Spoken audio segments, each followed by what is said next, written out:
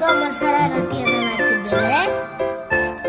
ಒಂದು ಈರುಳ್ಳಿ ದೊಡ್ಡದು, ಹಾಗೆ ಒಂದು ಕ್ಯಾರೆಟು ತುರ್ಕೊಂಡಿದ್ದೇವೆ. ಆಮೇಲೆ ಸೌತೆಕಾಯಿ, ಹಾಗೆ ಕೊತ್ತಂಬರಿ ಸೊಪ್ಪು ಮತ್ತೆ ಬೇವಿನ ಸೊಪ್ಪನ್ನ ಹಾಕೊಂಡಿದ್ದೀವಿ. ಹಾಕೊಂಡ್ಬಿಟ್ಟು ಮಿಕ್ಸ್ ಮಾಡ್ಕೊಂಡಿದ್ದೀವಿ. ಈಗ ಜೀರಿಗೆ ಹಾಕೊಂಡಿದ್ದೀವಿ, ಒಂದು ಚಿಟಿಕೆ ಅರಿಶಿನ ಪುಡಿ, ಉಪ್ಪು, ರುಚಿಗೆ ತಕ್ಕಷ್ಟು ಉಪ್ಪು ಹಾಕೊಳ್ಳಿ. ಹಸಿಮೆಣಸು 2, ಹಾಗೆ ಕಾಯಿ ತುರ್ಕೊಂಡಿದ್ದೀವಿ. ಅದನ್ನು ಮಿಕ್ಸಿಗೆ ಹಾಕ್ಬಿಟ್ಟು ಈಗ ಮಿಕ್ಸಿ ಮಾಡ್ತೀವಿ.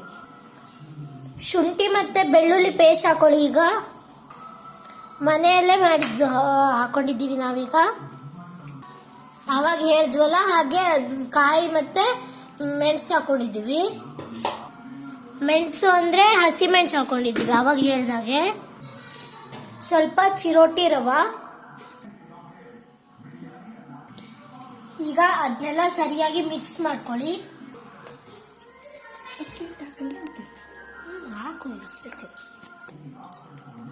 ಈಗ ಅಕ್ಕಿ ಹಿಟ್ಟು ಹಾಕೊಳ್ಳಿ. ಈಗ ನೀರು ಹಾಕೊಂಡು ಸ್ವಲ್ಪ ಕಲಿಸ್ಕೊಳ್ಳಿ ಚೆನ್ನಾಗಿ ಮಾಡಿ. ರೊಟ್ಟಿಗೆ ಎಷ್ಟು ಹದ ಬೇಕು ಅಷ್ಟು.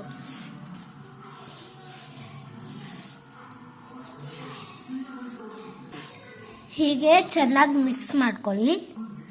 ನೋಡಿ ಈಗ ರೊಟ್ಟಿಗೆ ಎಷ್ಟು ಬೇಕು ಅಷ್ಟು ಹದ ಬಂದಿದೆ. ಹಿಂಗೆ ಮಾಡ್ಕೊಳ್ಳಿ. ತವ ಇಟ್ಕೊಳ್ಳಿ, ಒಲೆ ಮೇಲೆ ಜಾಸ್ತಿ ಇಟ್ಕೊಳ್ಳಿ, ಬೆಂಕಿ ಹಚ್ಚಬೇಡಿ. ಯಾಕಂದ್ರೆ ರೊಟ್ಟಿ ಫಸ್ಟ್ ಮಾಡ್ಕೋಬೇಕಲ್ಲ, ಅದಾದ್ಮೇಲೆ ತವಕ್ಕೆ ಹಾಕೋದಕ್ಕೆ. ರೊಟ್ಟಿ ಮಾಡ್ಕೊಳ್ಳಿ. ಹೋಗು, ಸೋಫಾ ಮೇಲೆ ಕೂತ್ಕೊ ಹೋಗು. ತವ ಮೇಲೆ ಹಾಕಿ ಶುರುವಾಯ್ತು ನಮ್ದು. ಹಂಗೆ ಹೋಗು, ನಿಮ್ಮ ಅಪ್ಪನ ನೋಡು ಬಿಡಾಕೋದ್ವಿ. ಸರಿ ಆಯ್ತು, ಹೋಗಿ ಅದು ಕೆಳಗಡೆ ಈಗ ಸರಿಯಾಗಿ ಬೇಯಬೇಕು. ಅಲ್ಲಿ ತನಕ ಇಲ್ಲ ಅಂತ ಹೇಳು. ಮಾಡ್ಕೊಂಡು ಮಾಡು. ನಂಗೆ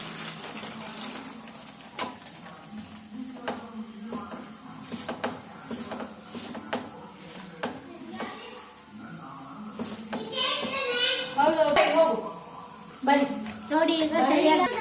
ಬಾಯ್ ಬಾಯ್ ಗಾಯ್ಸ್, ಬಾಯ್.